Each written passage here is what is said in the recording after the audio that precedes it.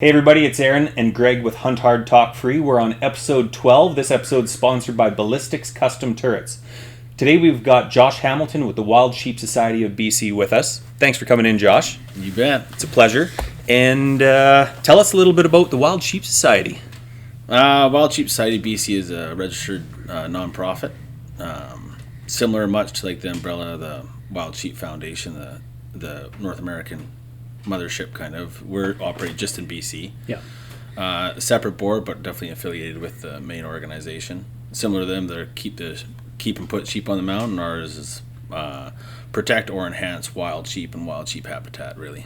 So it was, I think, founded about 25 years ago. I think it was kind of a bunch of guys in Williams Lake, kind of the Fraser system, and that's kind of expanded over time. And then when Corey Green and Rob Inglet started the Northern Fundraiser a few years ago, then it's kind of really spearheaded what we've been doing in the North and where we're at now. But yeah, we've got some stuff on the go that we've been able to develop over the last few years now, and we're kind of getting the ball rolling. And obviously because of COVID, we're not having our Northern Fundraiser, but right, it's normally a big do. Yeah, we're kind of pivoting as much as we can and try to see what we can make work. I think we've come up with a pretty good plan. It's still, lots of working out to do on it, but yeah, it's coming along. Why do you think there was a need to open up the northern chapter of the Wild Sheep, or not even the northern, the BC? Well, I guess it would be the north that we're focusing on, the northern chapter of the Wild Sheep Society. Well, I'm not sure what their original discussions were. Yeah. I mean, I think anytime when you kind of bring that conservation piece, I mean, there's a lot of passionate hunters in the north, and probably different needs in the north than they're focusing on the south as well. So and kind 100%. Of a border, you got thin horns in the north, and you have big horns in the south. Yeah. So you have that natural border. I mean, cut the mountains off, it's Region 7, Region 6, and then your southern part. So, yeah. And I think even where one of the biggest things is just where, like, it's all volunteer. So it's like wherever these people were from, they're probably looking into their local projects or their nearby projects. And I think it's just over the evolution of the society that it's not only here till now. Yeah, like there's other areas BC that we still don't have real strong, people on the board. Gotcha. But, the membership has come up. We're getting more membership members reaching out from those areas. Yep. And then, like last year, we were able to have projects and put funding into every region that has sheep in BC. So that's awesome. That's a milestone, right? And then we start to look at, okay, like what needs what where, and what are those different limiting factors on sheep populations, and where can work actually be done. I mean, when we look at some of the wildlife management issues, there's only so many levers that you can pull, or that can be pulled, or that you can fund. Yep. So, trying to develop those relationships with provincial government or whoever, the other stakeholders, and try and make those things work. And then we can just act as like a funding program where local groups can come forward with a project. We can partner on projects. Yep. What we're starting to see now is we're actually spearheading the projects. That's kind of a new development for us over the last few years. But they've done wonderful things like with the Fraser River system, and looking at the MOVI for that herd, and that'll be going into year 3 of that project. So we're starting to see a lot of the fruit of the labor now. Yeah, I guess so. Then now the goal is to keep it going, and then and I think you get more boots on the ground these days too. A lot more volunteers for counts and everything down south too. I think so. Yeah, there's a lot of areas we see that I think a lot of local rod and gun clubs have done a lot over the years, and it's kind of been more of that local grassroots efforts for these different sheep populations. Yep. There is benefit in kind of having that one place common voice in a lot of way. As the society is developed, I mean, the committees, the project committees, the communication committees, like it's just developing those groups where the efficiency starts to kick in, and that's really going really well. That's awesome. Yeah. So what kind of projects are you guys focusing on right now?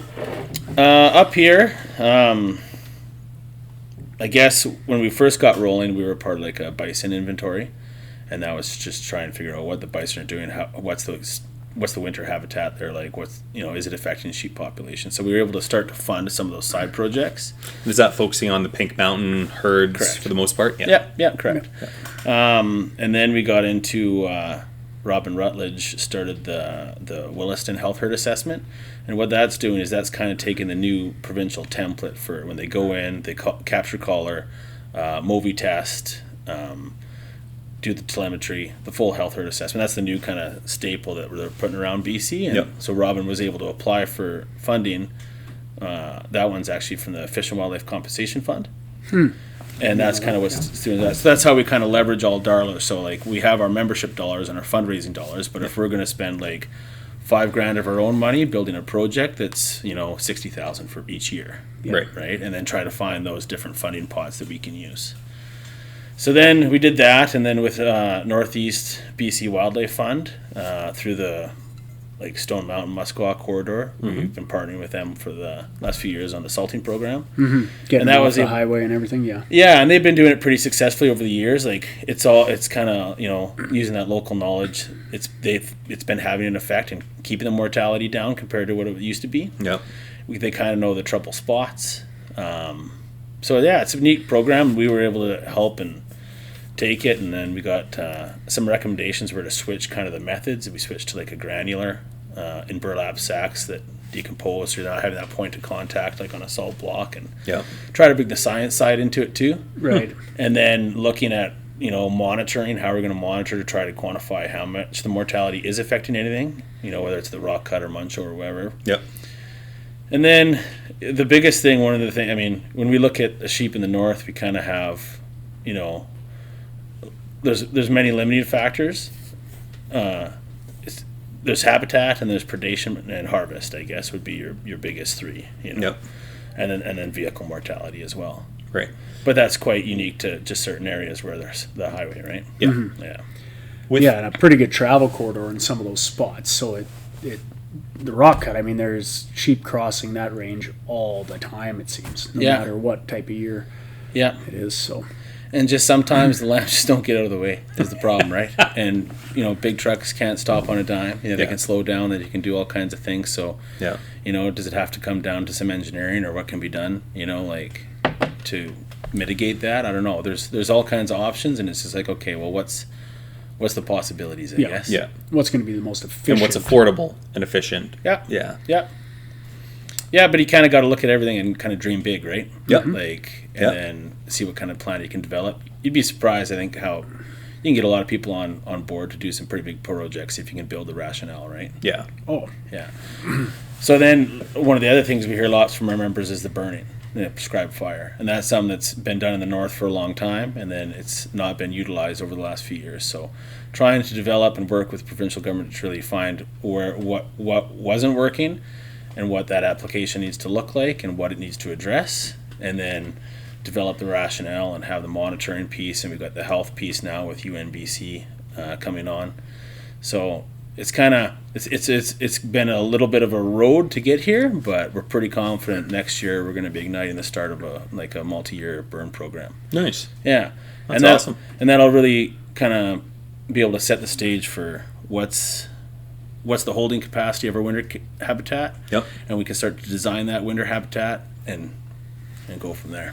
So UNBC's involvement, are they doing counts, or are they doing what's UNBC's involvement in? Their portion of interest would be to test the hormone response on burn versus unburned winter range and the stress levels of the ewes. So we're going to collect fecal samples and urine samples, and then they'll test for serotonin and cortisol. Interesting. So we want to see if we can make that you have a nice easy winter and relaxed, fat and sassy all winter. And then that'll try. And then there's also a monitoring piece where we're looking at what's using that winter habitat, and then trying to quantify lamb recruitment off the quality of that habitat versus non-burnt habitat. That's awesome. That's very cool. Really trying to bring the science to if we were going to have the thin-horn sheep management plan, okay, well, what should be our high objective? Right? What style of hill do you burn that's not going to turn into just straight elk habitat, right? Exactly. And there's risk with caribou, and there's wildfire risk, and in the north there's a lot of experience from people of the past in the north that have done burning programs. Whether you're in the belief that it was overburned or underburned, that there was burning done and it wasn't, it was somewhat controlled. And then I think there's a lot of staff that they can really execute the job well nowadays. Like if we design a plan, we can probably make that mark. Right. You know. Oh yeah. So trying to bring that piece back with the rationale and the science and do it that way. Yeah. And then really, I think the high end goal is how can we reinstate fire as a management tool in the piece altogether, whether it is for elk or for bison. Yeah.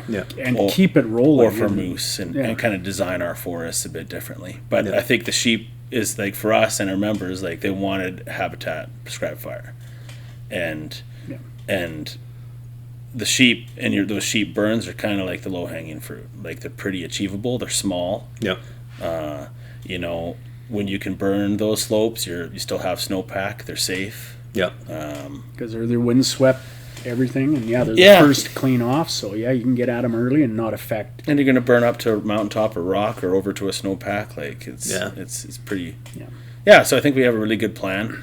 And same thing. Like we built the plan where we had to put forward a little bit of money to kind of get the ball rolling, build the rationale, start to get some monitoring equipment out there, but now and then do our applications into Habitat Conservation Trust Fund and kind of get that ball rolling. So now like we're coming in this year and hopefully we've made our applications, and then year one we'll have all our funding to plan for year two, plus complete our ignitions and then do our follow-up monitoring. UNBC, they're bringing on a grad student, so that'll bring a lot of funding for it as well for like and everything we do here, everything's remote. Yeah. There's a large helicopter cost to a lot of this, right? Yes. So you if we ask for more out of management, the funding has to be there too, and that's kind of where we try to help out, I guess, is how can the money be best utilized, and if there is, we want to help the government office whatever they can. Like we want their recommendations, and then we'll try to fill in gaps. There's a lot of great biologists in our staff, private staff and government staff. We just need to increase the capacity of what we can do, really. And do you feel that the funding is there currently? And not that it's already there for you, that you're up to date on the numbers that you need to make these things happen? No, I don't think we're there. Okay. No, a lot more needs to be done. Yeah. And obviously, it's a year to year. You need to bring the cash in every year. It's not going to just be there this year and we're good to go. Yeah. You have to keep on top of it. Well, I mean, for our spending, for like what we're proposing this year, like we know, I guess I know what we spent last year as far as the society in the north, and we can kind of forecast what we're going to spend as we continue the projects that we've agreed upon so far. Yep. And then we hope that more stuff comes in. Right. Yeah. So, do you feel you're running more of a deficit though? That we're broke needs right to, now. We need to all reach your out further. Where's my wallet? It's pretty impressive at the events, which, as we'll get into, won't be happening this year in person. Yeah. And the money that is raised at an event, but I don't know if a lot of people realize what these sorts of projects cost to run from beginning to end, and they're a multi-year project. Yeah. And that's more where I was going with that. Of course, every year we need more money, but do you feel that within a year enough money is raised to fund those projects within that year? I think it has been so far, but we've also been expanding exponentially over the last few years. So like what our spending is this year, I think would be 1/10. But it might not be our spending there. It's trying to build those developments. Government will start to have an increased capacity, hopefully as well for it. Well, and after a while, a lot of places, they have $100,000 they want to designate out. If you guys are always at getting your chop, that's what you really need, is just a consistent pull. Yeah. And then on the background, keep building up. But if you can pull X from these people every year and X again, that really helps. And that's where we really find success with the long-term projects. Like if we're going to plan a project, let's make it a multi-year project. Yeah. So you can kind of forecast out, and partners really want to see that. And based on the success of a project, do you feel that the government has more buy-in the following years when they see 100%. How successful, so they'll have more money or more people to throw at it? Perfect. Yeah. And you can't do nothing nowadays if you don't really have the rationale to do it in a good. If you're not funding success, you want to see what your objectives are at the end, and you want to see those objectives. Yeah. So met. Yeah. For sure. Yeah, for sure. And then, definitely. So for this fundraiser that we have coming up, and the work that we do in Region 7 and Region 6, I mean I guess when we started that gave all the North its own pot, of money to allocate from, right? Yep. And that was the nice thing that we've been able to do. And then still, like, we ran out of money, and we had to go to the Southern boys and make a motion. We had to borrow some of theirs this year, but they're happy. They're always still happy to support. It's not like us or it's them. not It's North not versus South.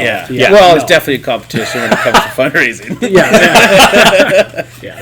Yeah. No, it's fun. It's a good group of people all together, man. Yeah, you're working together, not against each other. It's competition, but all for the same cause. Yeah.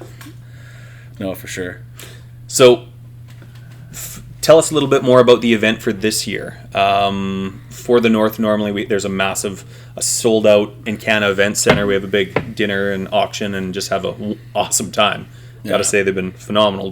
Getting better all the time. Yeah. Each year. Due to COVID, though, it got canceled for this year. Yeah. So what's the Sheep Society doing in the North? We're still trying to kind of maintain that template as having like the I guess the information piece for as far as the seminars, and then kind of like the fundraiser part, which is just going to be an auction and then a timed auction, and there's no dinner, and we're still doing the raffle. Obviously, this rifle here donated by the Corlane boys. But it's almost sold out, so there's only a couple tickets left. But so really, I think what the idea is that we're going to have, it's going to be lots of it through Facebook Live. Yep. So starting on February 6th in the morning, we'll do an intro. We could have a couple presentations we're going to hopefully have lined up. And then on the evening, we're going to do the live auction. And that's through onlinehuntingauctions.com. Yep.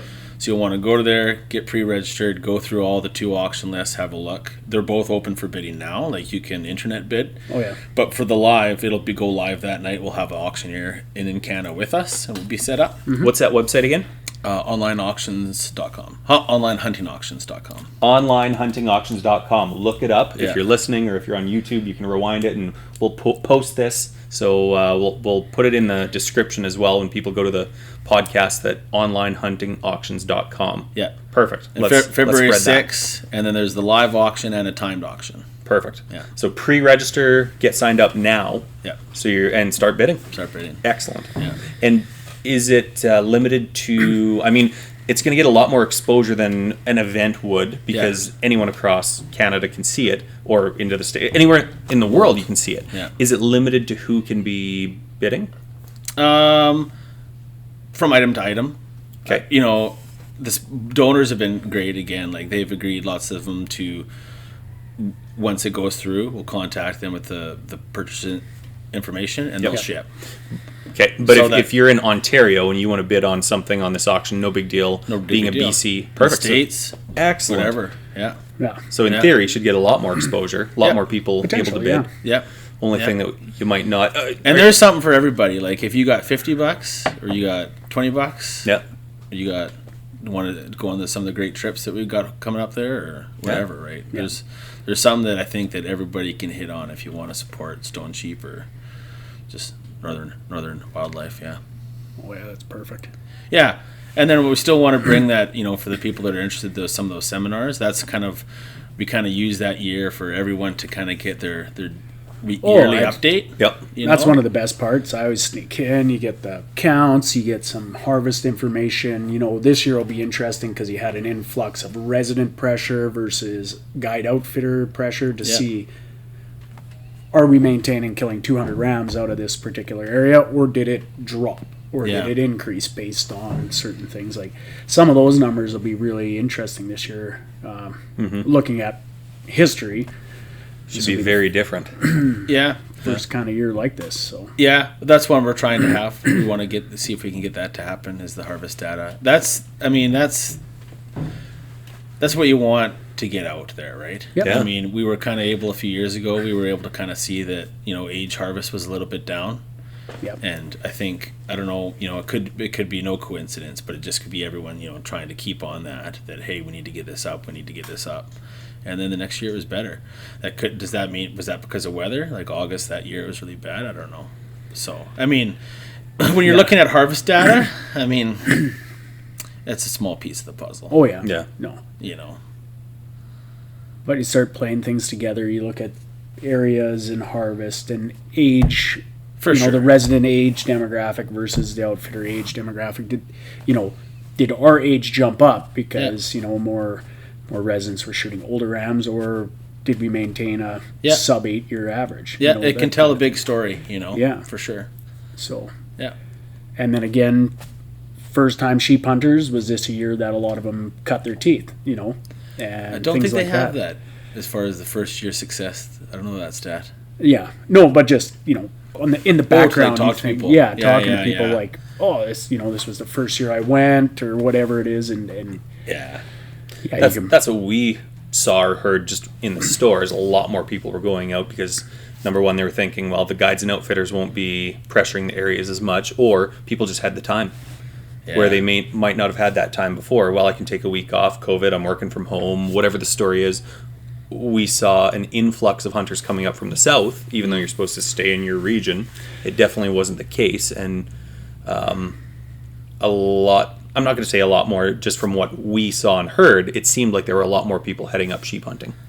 Yeah, I've heard that. I never made it out. The first year in like 12 years that I haven't even bought a sheep tag. Yeah. We had a COVID baby, so we had nice. We had a baby in February last year. Yeah. So I had one in March. I was on house arrest. Me too. Yeah. Perfect. There was no go to the mountains this year. The old ankle bracelet was beeping every time you left. Yeah. Yeah, pretty well. Yeah, love it. Yeah. Ours was 2 days before COVID kicked in. Cohen was born. Yeah, so I was allowed in the hospital, but the day we got kicked out, I wouldn't have been allowed to stay for the whole time or come and go and head home to pick up stuff. Crazy. Oh, wow. So yeah. Yeah. COVID baby's fun. Yeah. Yeah. But I didn't hit the mountains either. Yeah. That's funny. Not this season. I did. Sorry, guys. I'm glad somebody did. Yeah. Yeah, I wasn't waiting enjoy around. it. Yeah. Gotta enjoy it. My babies are old. There you go. Yeah.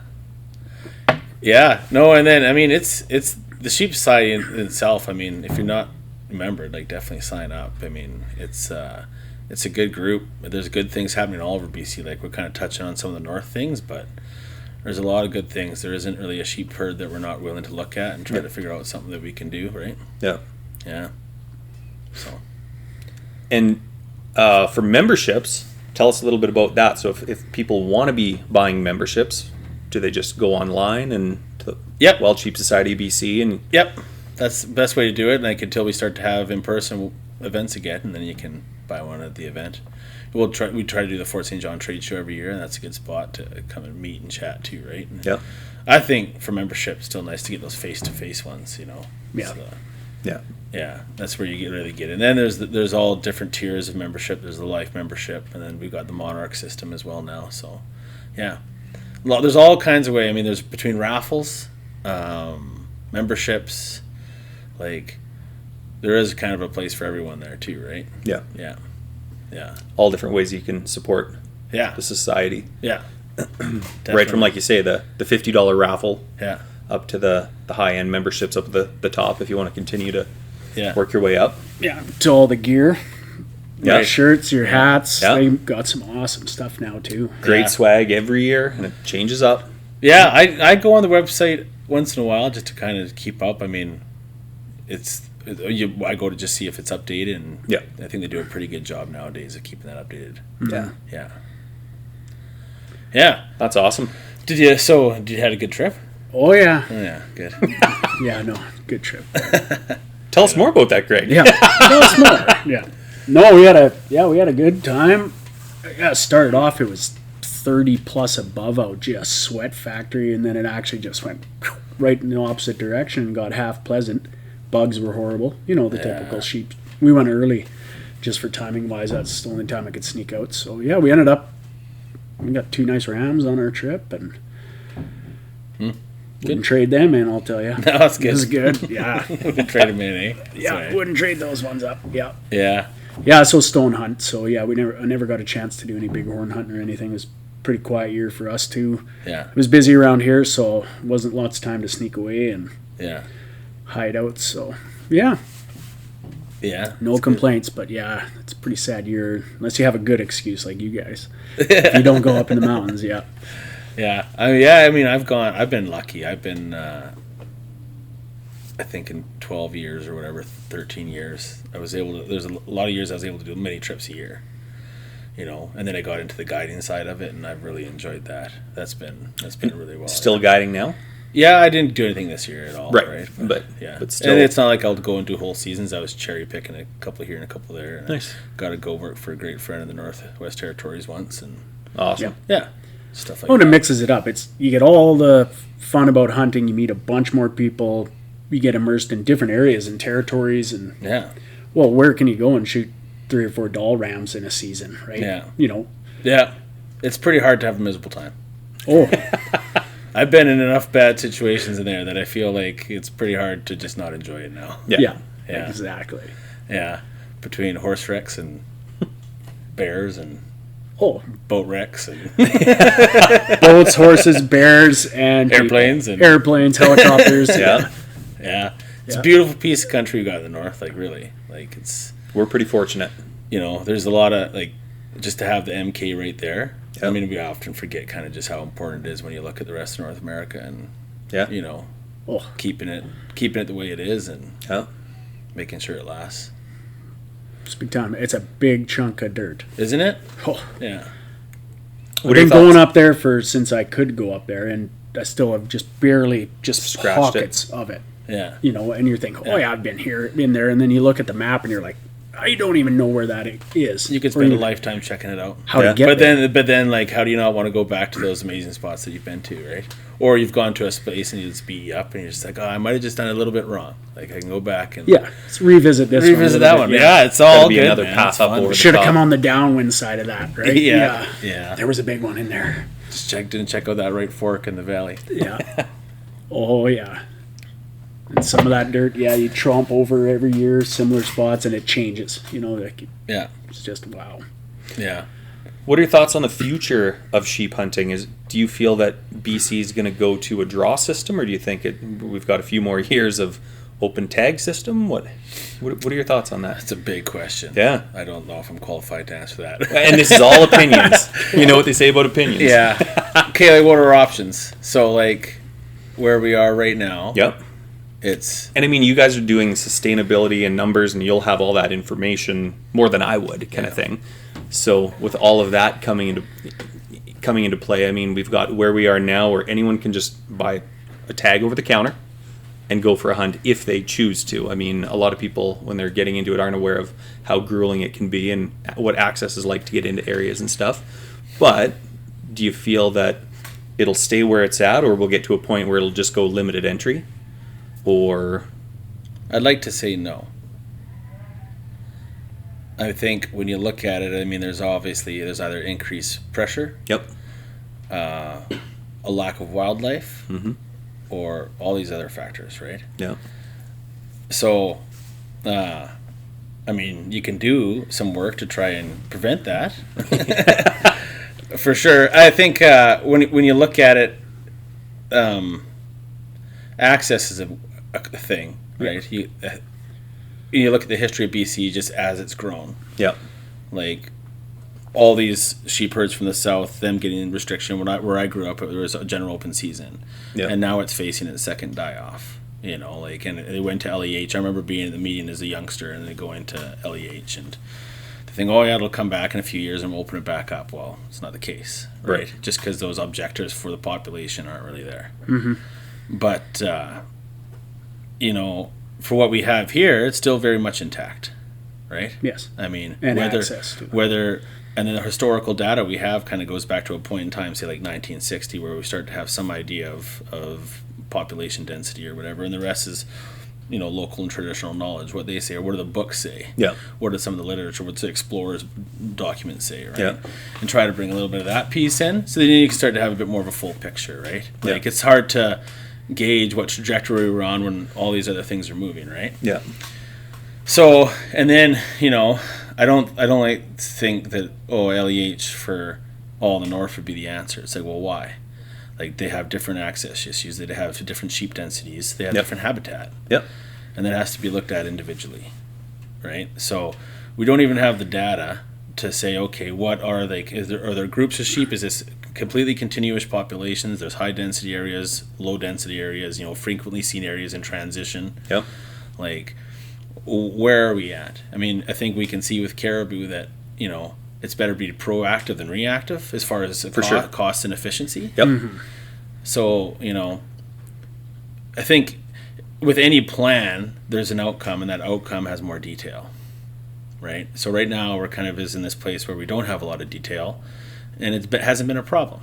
Right. And we're not saying there's a problem. Yeah. We're just saying we want to be proactive. Yep. Right?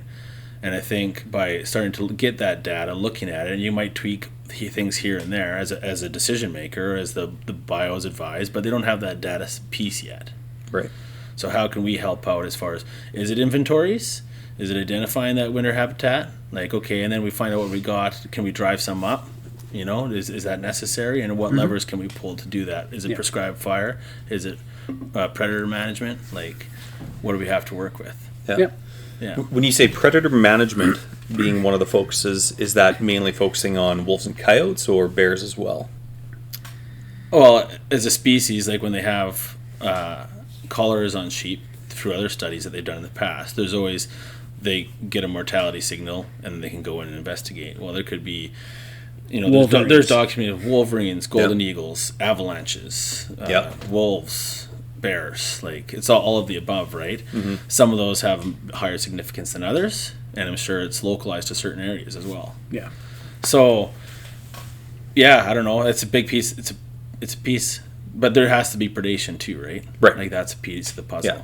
Like, so I think, okay, if there's a predation event, does that sheep herd now have an adjacent piece that they can go to, and they can still have adequate feed and have a secure escape train and everything else, and then that predator can go work them again over there or whatever? Yeah. Or if that predator event happens, do they just get pushed into deep snow?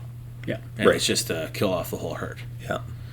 Right? So you can kind of start to, if you're to manage it, you could look at it a bit differently. And that's different from place to place to place, and they're all different ecosystems, and I don't think we'd ever figure it out.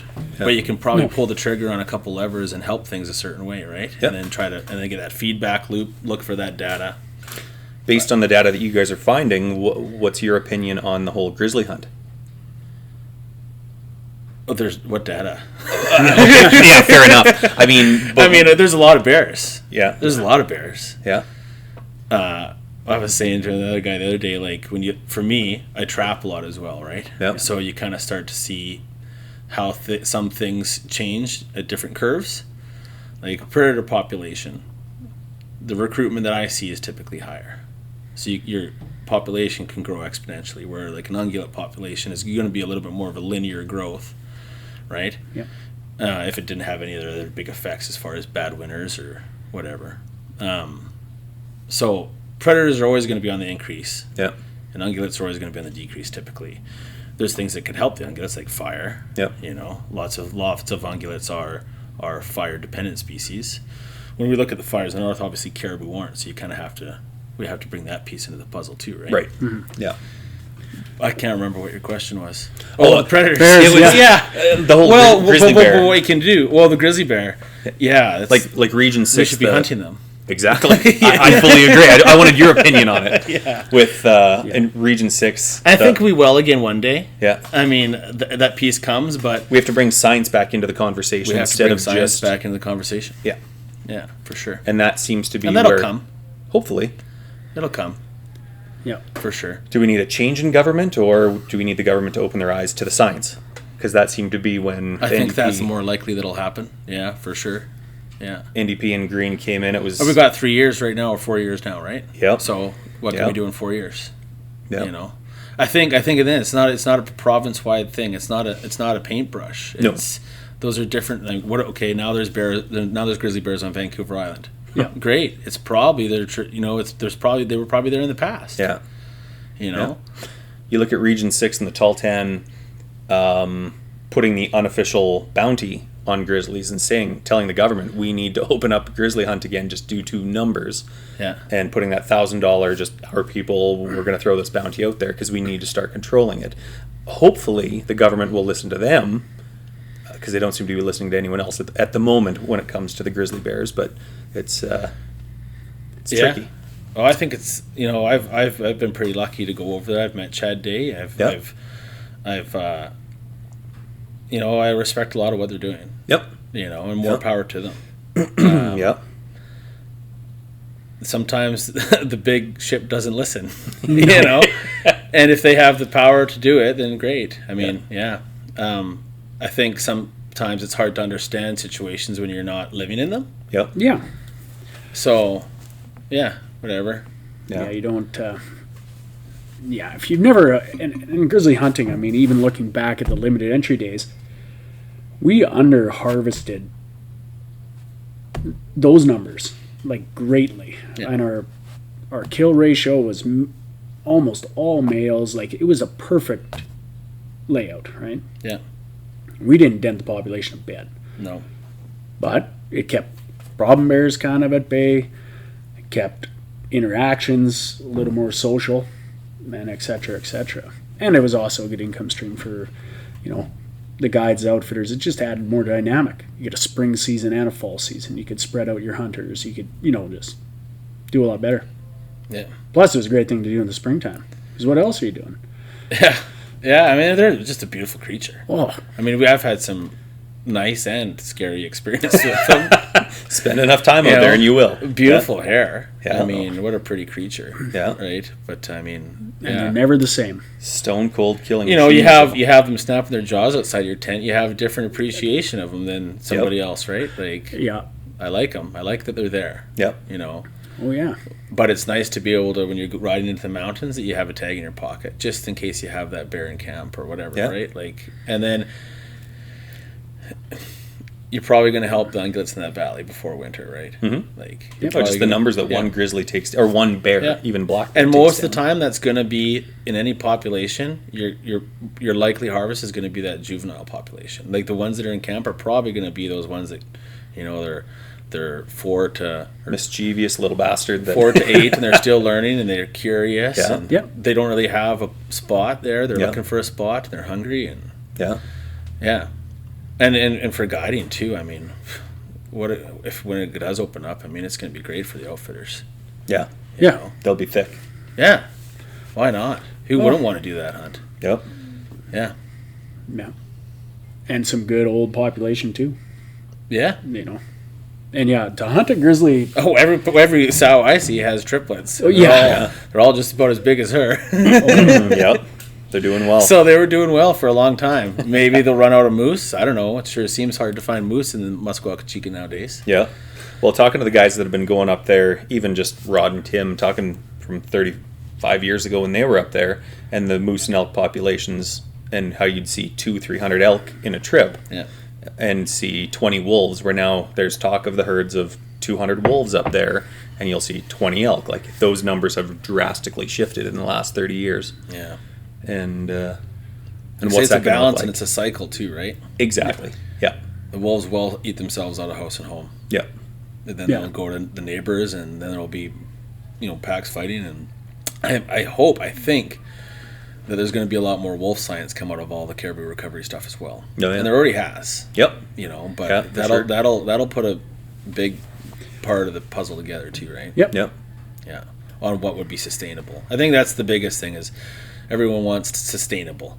I think we can all agree upon that. Oh, yeah.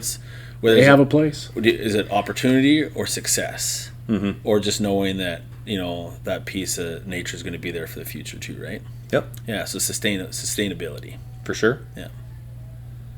I think all groups would agree on that. Yeah. Yep. Yeah, that's kind of how we try to run. How we get there. What we can do. Like, that's the nice thing about being in society, is that we can think a little outside the box. We don't have to stick to what's been done for the past 40 years. Yeah, and you're not just managing sheep. That's the big thing, right?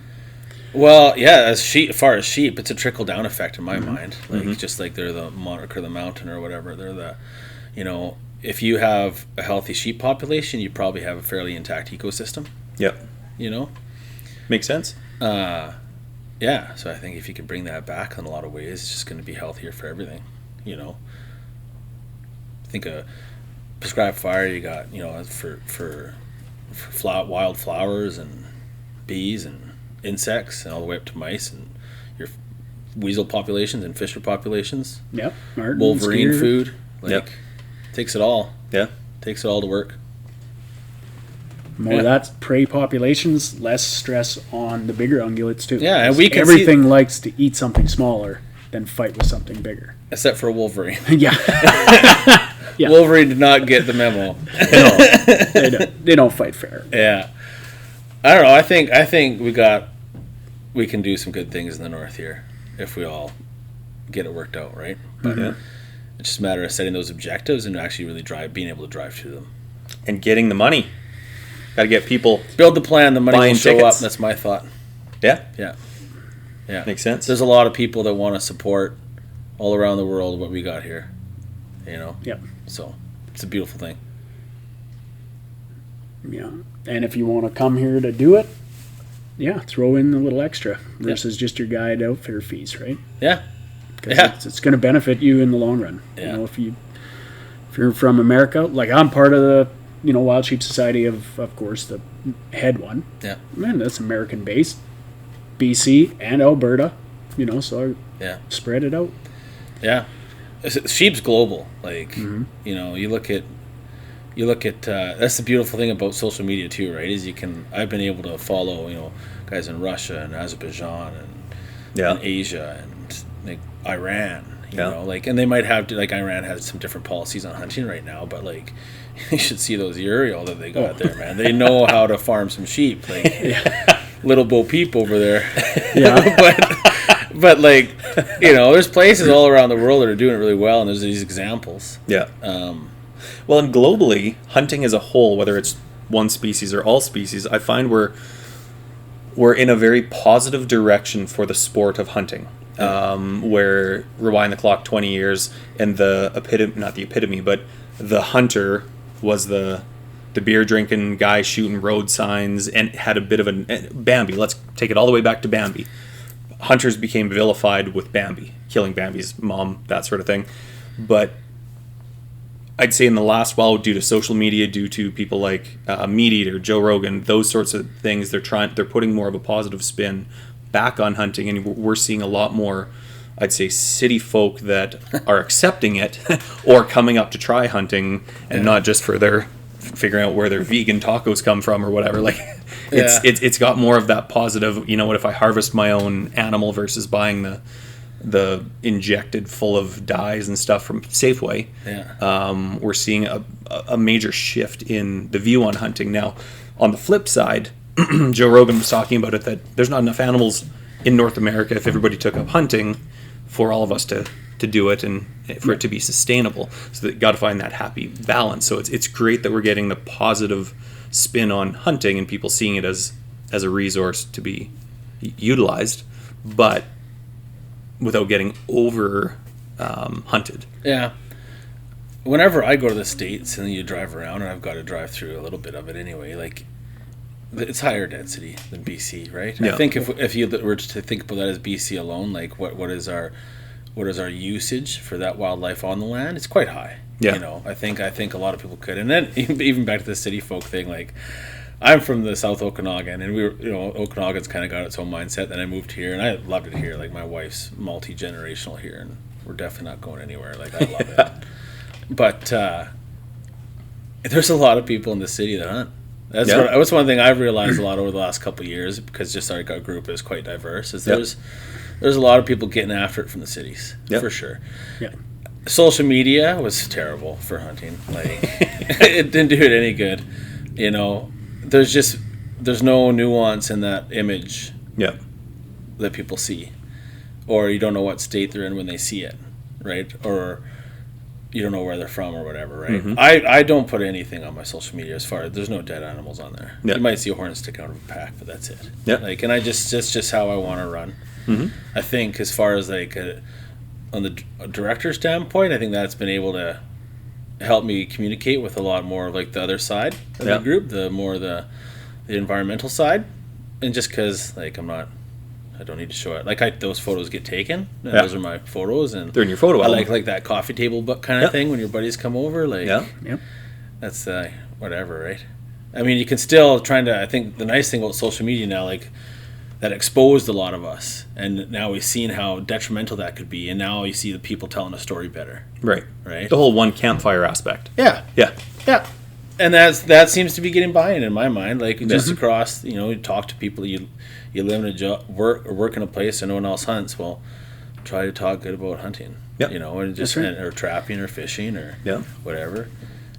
But and that comes down to the tasteful or the level of taste within the photographs being taken as well. If people are posting, is it the tailgate, tongue hanging out? Yeah, the gut and skin photo or the... Yeah, but then you can have a little kid holding a fish and nobody cares. Like, what's the difference? Life is life, right? Yep, exactly. But it's perception, right? Yeah, it's perception. It's perception. And like you say, whoever's in the right mood, right? Yeah. The PETA groups can spin it and... Yeah. And it can always get used against you, right? Yeah. Yeah. For sure. Yeah. Lots of ammo on the coffee table, that's for sure. Yeah. And then the whole trophy hunting conversations come up. And no, it's... Interesting conversations come from it, though, for sure. Yeah. Really, I think, but then like the importance is that you still have to sell hunting. Like you still have to be an advocate for hunting, sure. because like through that, I see it now with young kids. Like last year, I might have not went to the mountains or anything, but I made it my goal starting like last March, because I was going to take my fishings a lot more. So then last year, I got the hut, started ice fishing harder. Yeah. River fishing. Ice is great for up here. It just gives you so much more access. Yeah. If you don't have a boat. It's 8 months out of the year. Yeah. So I don't know. I put so much time into trying to catch those kids fishing or get them to catch a fish, but like you could cast in a puddle, and they're like they know they're not going to catch anything, but they love it. Yeah. They love it.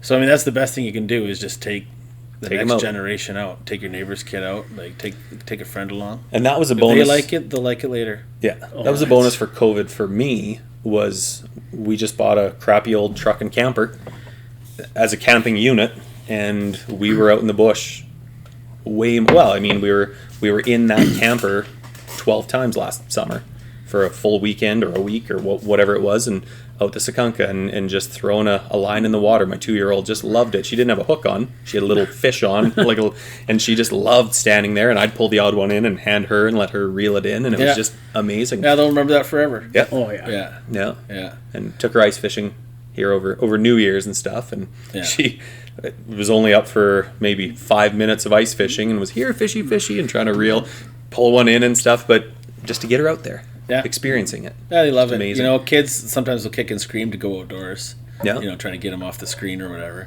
But once they're out there, it doesn't take 5 minutes. No. That kid can turn around. Yeah. Oh. Yeah. Give her a stick and a pile of mud, and she's happy for hours. Yeah. Yeah. Definitely. No. Good place to be in the woods. Yep. Yep. Yeah. Well, and like you say, to me, that's what it's all about. Getting the kids out there, getting them into the passions that we have with outdoors, and seeing that there's more than just a screen that they can be enjoying the world through. Yeah. It's so easy, right? Yeah. Like, if you got a lot of things on the go, and I mean, I got 4 kids. You don't understand. Holy. And that temptation's there. It's just like, I just need half an hour of myself to get this done. If I just pop on a movie. Yeah. But then after a couple weeks, you can see that it's like that kid is being an ass. Yeah. Like, time to get to work. Time to get outside. Yeah. Well, in the screen time, it's so addictive. I find it at a young age, even with my 9-month-old or 10-month-old, whatever he is, that if you have a phone out, he's reaching for it. Yeah. Just the glowing screen. He wants to be holding it. If you take it away from him, look out. That blue light. That blue light. Yeah. Yeah. Get the kids out. Exactly. It's nice because now I can see like my brother's kids, like they're starting to hunt and have success, and you can see how happy it makes them. Like all those years of tagging along, and you just got to make it fun and easy. I find that like keep them warm, keep them fed. Yeah, I took mine for a couple overnight snacks. 100%. I took mine for a couple overnight moose hunts in my Jeep, and like we'd sleep, and then like by like 10 a.m. I'm like, here, have a pop. Like, just stay good. Stay quiet. But they're just waiting to go the next time, right? Yeah. Like, there's no chance I'm gonna get anything. I told them, like, I'm only shooting something first thing in the morning when I got all day to deal with it. Like, there's no night hunting around here. We're just camping. Kids, each one of you hold a flashlight. Yeah. Bring lots of rope. Yeah. Oh, yeah. Wild Sheep Society, when I was on the website, is there an ambassador program or something like that as well?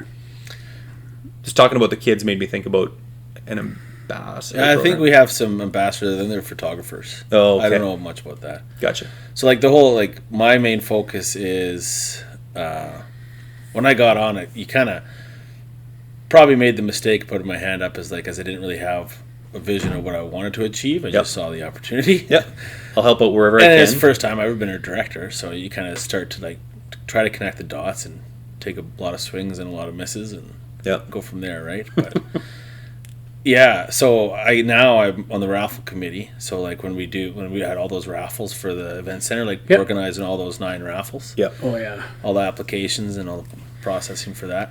Lotteries and raffles are quite in depth, eh?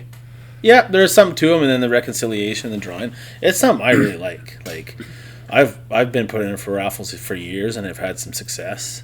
And yeah, I mean, it's something that I can always budget a little piece for. Like, that's one way I can give back. It's like, okay, who can I? You might not always get something like at a silent auction or whatever. You might not get something, but when I see that 1 in 300 or 1 in 250, 1 in 100, and you got $100 bill in your hand. Yeah, I'm a sucker for that. It's easy to throw $600-800 at those ones because you got good odds. Yeah. And it's a donation. Yeah, it's going to a good cause. Yeah. I want to feel that way about LEH. That's the dream. But and I just feel like I don't know what I got to do. What I got to put in this envelope to make this work. I always tell people I staple a 50 to back of my card every time. Yeah. Then they went online. And then lost that angle. Yeah, and an LEH, it's a 1 to 8 odd, and you're like, man, that's high odds. And yet I'll buy a 300 or 401 ticket thinking I'm going to win. Every that's the thing. You could put in a 1 in 8 for 12 years. More. It doesn't matter, right? Yep. Doesn't mean anything. I do like the lottery style. I think sometimes when you have the preference points, it just gets to a point to where you got to put 20 years in, right? Like, 20 to life, eh? But that's also that's just it's not there, right? No, but you don't have that. Well, I guess even in the lottery one, there is a chance of you to draw as a first-time applicant as well. Yep. But it's a very little one. Yeah. But so you're still swinging, but weekly. I got moose the first year I moved here, and I didn't have any clue what I was doing. I had a quad, and it was a November hunt. It was a mess. Never been able to draw again. I was able to tag along on a horseback hunt for bison, and that was fantastic. Yeah, that was a blast. Oh, it's different. It's a fun time. I really liked it. I went once. Yeah. Awesome. I took part in a bison hunt. Would have been probably 12, 14 years ago now. I wasn't the one that drew the tag, but what an awesome trip. Yeah. We sledded in and skimmers and stuff and came out with one. Oh, yeah. Yeah. 4 days in there and got one on the 4th day, and it was a great trip. Yeah. I'd love to do it again, but again, doesn't sound like it's as easy as it used to be to get them now. Well, this season they're all all have up a top. little bit of snow. Yeah, no snow. Eh? Yeah. You could walk in there with your flip flops right now. Yeah, it's crazy. Yeah. There's a lot of people that have lived here a long time that even say it's strange. Mm-hmm. So I don't know what that means. Depends what the spring will be like, hey? That's the thing. It's if we have a dry spring, that could be a dry year. Very dry. We have a regular spring. I think there's we had that snow and then melt. Is it in the ground or runoff? Do we have much as a water table? Yeah, I think it's in the dirt because we were sitting high last year at the end for sure. Yeah.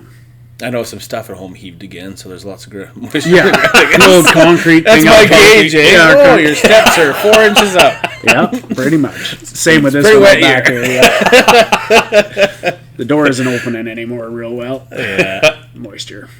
So raffles, and then originally I was on lots of the membership, and I kind of just stepped back from that, and I kind of just got it more into the project side. Like once we got into the burns, it's like, who could make the meeting, and then we just kind of focused on it. That's the one thing, and it's been good.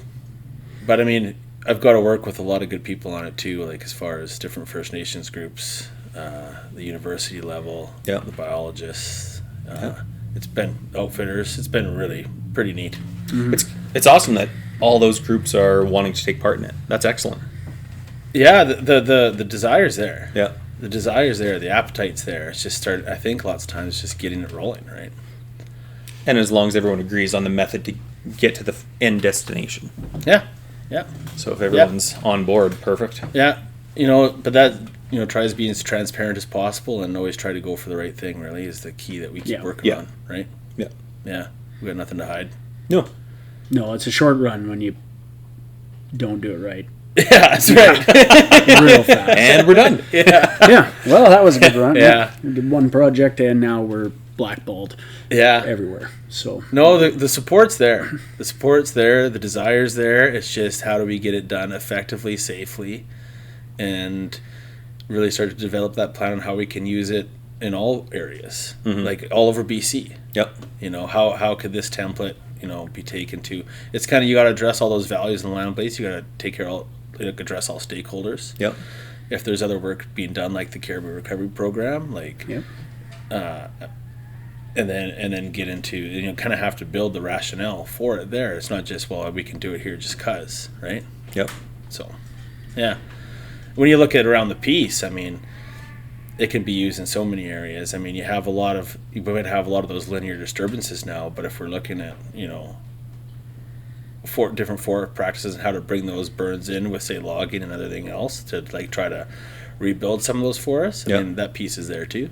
Mm-hmm. So it's a benefit that you can kind of translate to all these areas around, or like what's on our riverbanks, like along the Peace and other tributaries. What's our winter range along the Beaton? What's our holding capacity for moose winter range? Yeah, like it's just assumed it's okay. Right.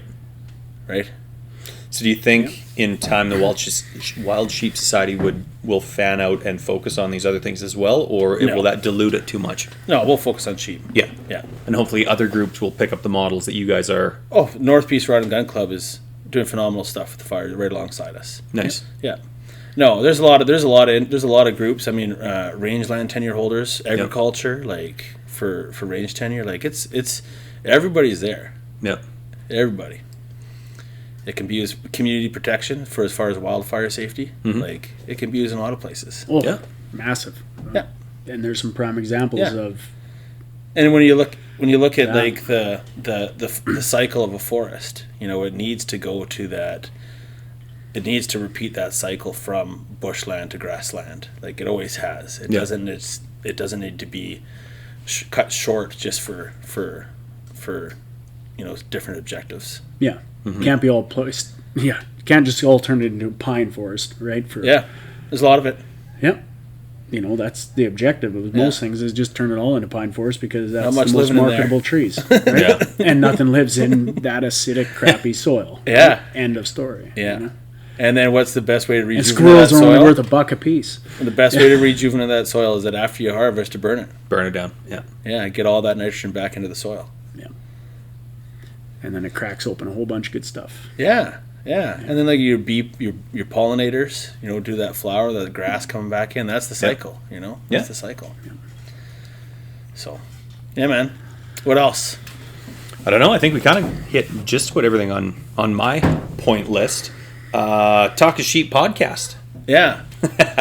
Our past president Kyle Stetler, he's spearheading that. That seems to be going pretty well as well. So give it a listen. I think they'll definitely try to use that as some project updates. They bring professionals on there and talk about some stuff. It sounds like there's 1 to 2 episodes a month going out right now. Yeah, on average. Yeah. And you subscribe on YouTube, anywhere where podcasts are, Spotify, Apple Music, all the usual stuff. Yeah. Excellent. It's called Talk is Sheep. Check it out. Talk is Sheep. Yeah. It's a good title. Awesome. Anything else that you'd like to touch on for the fundraiser that's coming up here on February 6th? Is that right? February 6th, yeah. And we'll be starting in the morning, so make sure you follow the Facebook, and then you'll be able to go back and watch some of the stuff we have for the day as far as information. What day is February 6th? Is it Saturday? It is. Yeah. Okay. Perfect. Yeah. Well, I mean, that's the nice thing. It's you can catch it live or recorded. Like some of our seminars might be recorded, but we're going to try to have a Q&A or whatever.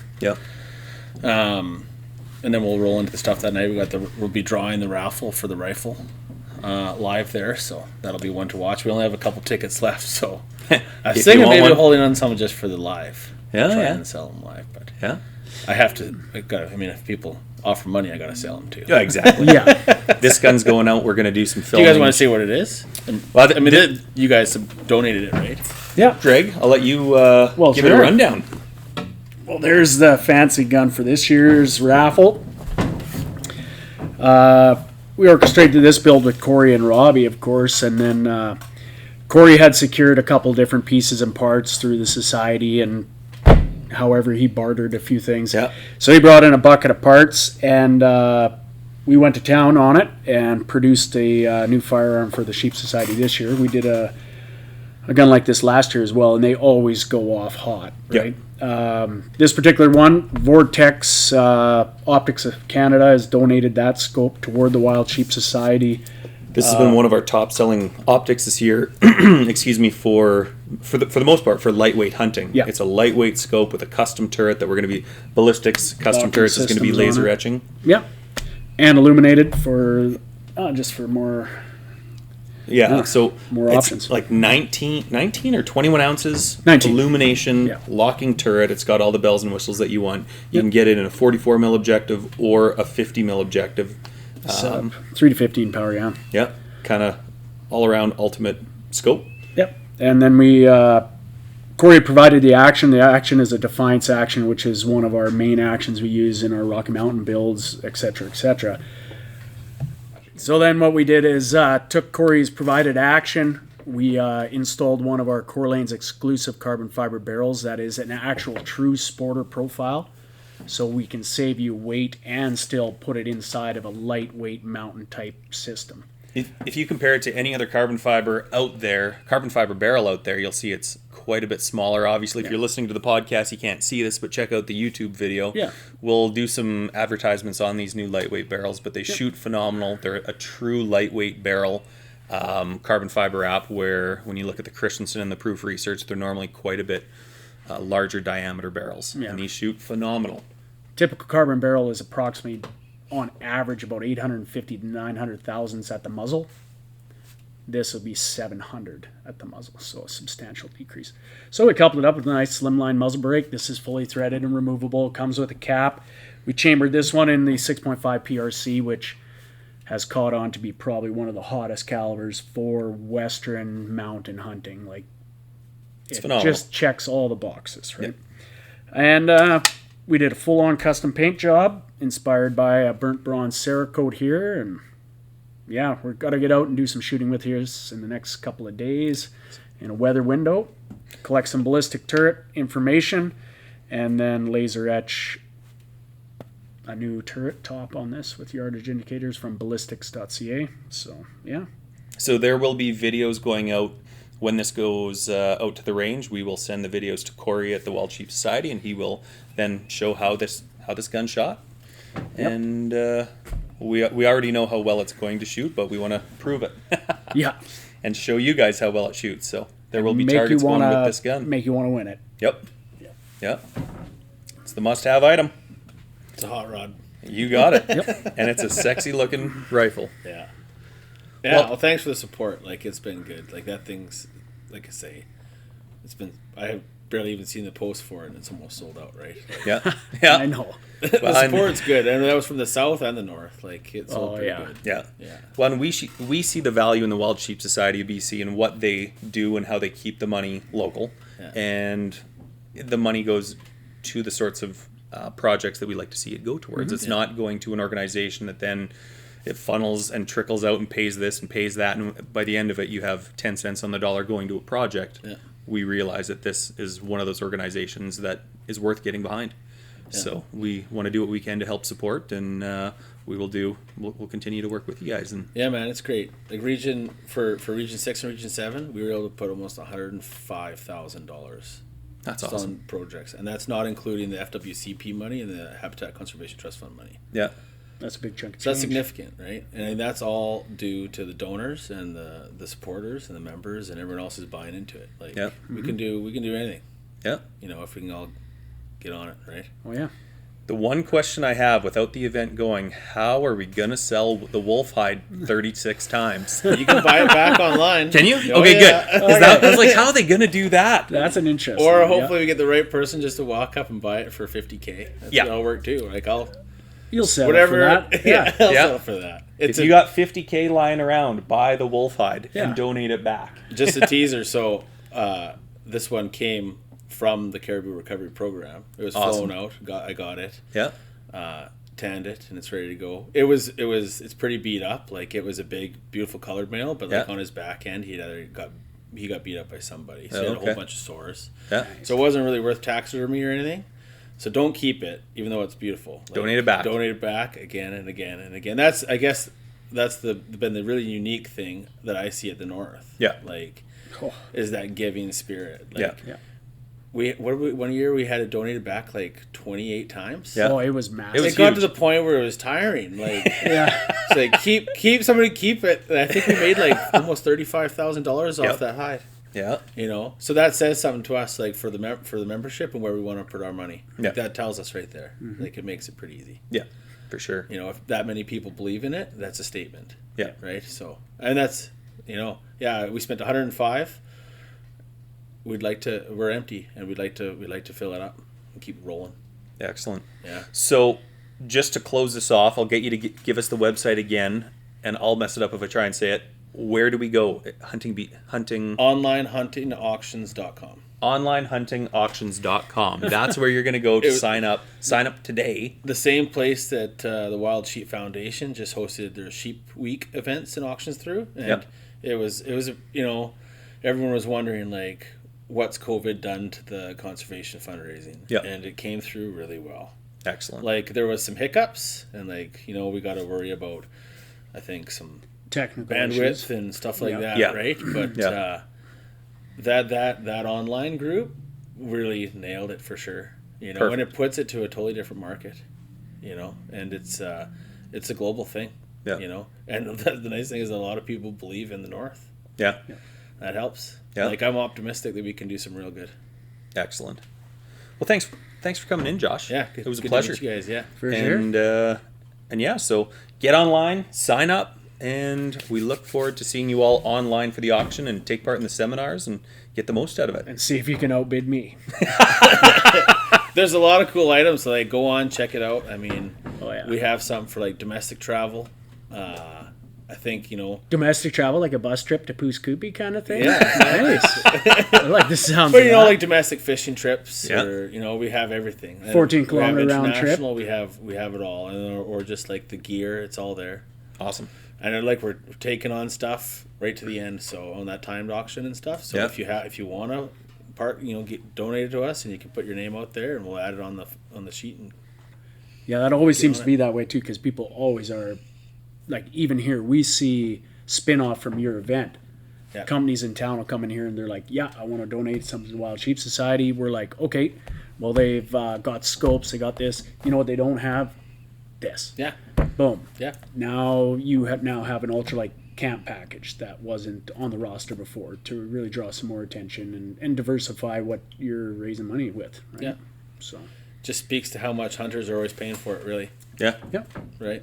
Yeah. And then the sheep hunters is the same thing. Like, when really stuff needs to get rolling, it's the sheep crew that's going to look after it. Yeah. You